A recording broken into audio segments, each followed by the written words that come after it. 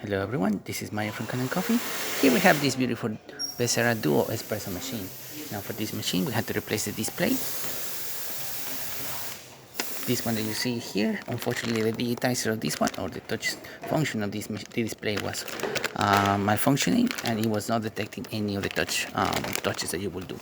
So we replaced it with a brand new one, and this is the display. You can go into the settings,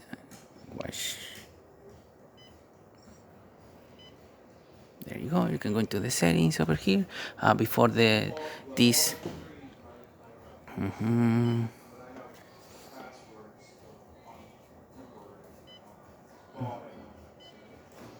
before these settings you will not be able to access them.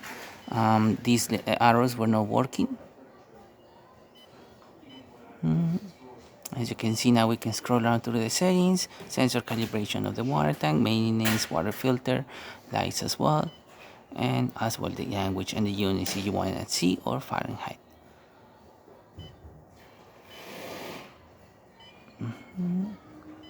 Over here there's the option for the wiping screen.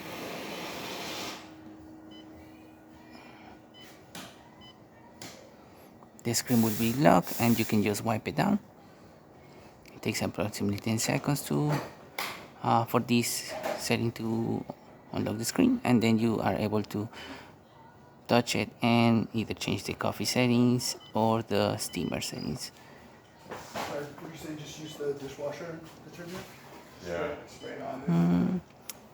Touchscreen is a little bit, takes a little bit getting used to it. As you can see, I've been struggling a little bit, but once you find out the right spot, everything works as intended, and you can do all sorts of things through the settings of the machine. So there you have it, Duo Bezzera working with the LCD display working. You're able to select all the functions and also change the temperature of the boilers.